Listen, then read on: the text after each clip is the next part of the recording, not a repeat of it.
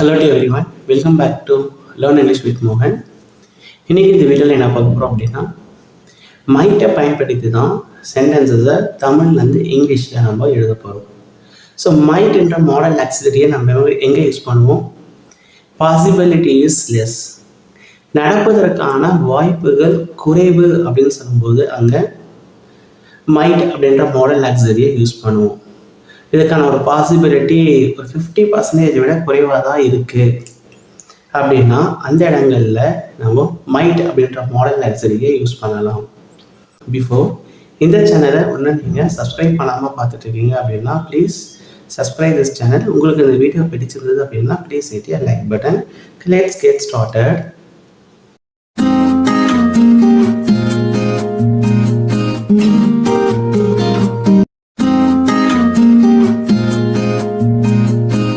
இந்த formula use பண்ணி தான் எழுத போகிறோம். Subject plus might plus V1.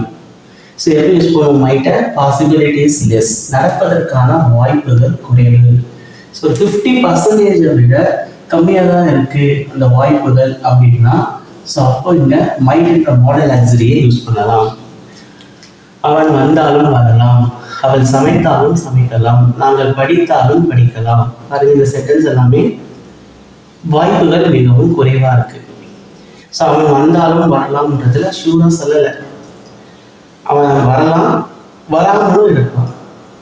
So அதற்கான வாய்ப்புகள் மிகவும் குறைவாக இருக்குது. அவனுக்கு ஏதாவது ஒரு வேலை இருந்தது அப்படின்னா ஸோ அந்த வேலையை முடிச்சுட்டு கூட அவன் என்ன பண்ணலாம், வரத்துக்கான வாய்ப்புகள் இருக்குது. ஆனால் அந்த வாய்ப்பு பார்த்தோம் அப்படின்னா மிகவும் குறைவு அப்படின்றதுக்காக இருக்குது.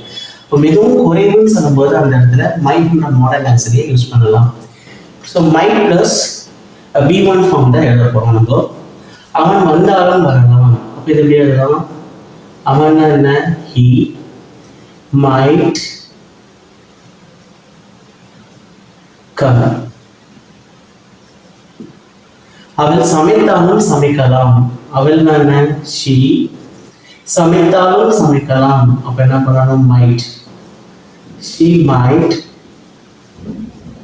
cook. நாங்கள் படித்தாலும் படிக்கலாம்.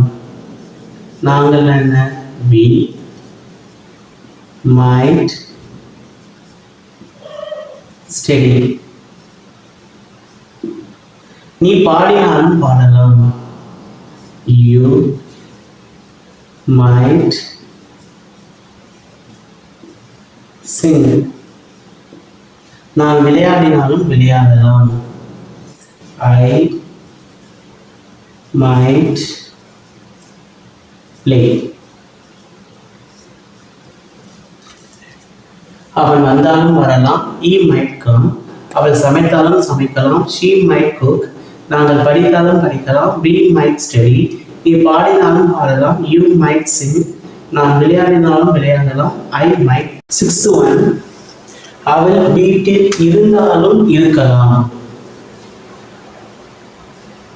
she might be at home. she might be at home. இது ஆபத்தானதாக இருந்தாலும் இருக்கலாம். இது இட்டா இருந்தாலும் இருக்கலாம். might be ஆபத்தானதாக, dangerous.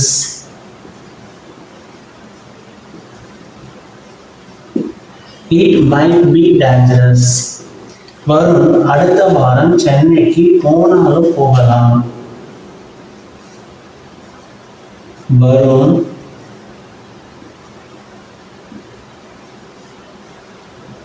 might go சென்னைக்கு, to சென்னை அடுத்த வாரம், the next week. Varun might go to Chennai the next week. என் நண்பன் அடுத்த மாதம் ஒரு புதிய போன் வாங்கினாலும் வாங்கலாம். என் நண்பன் my friend might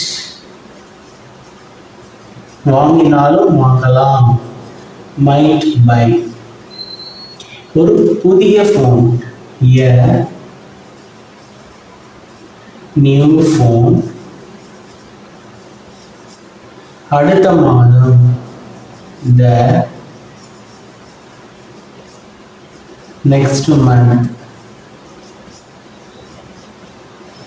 my friend might buy a new phone the next month.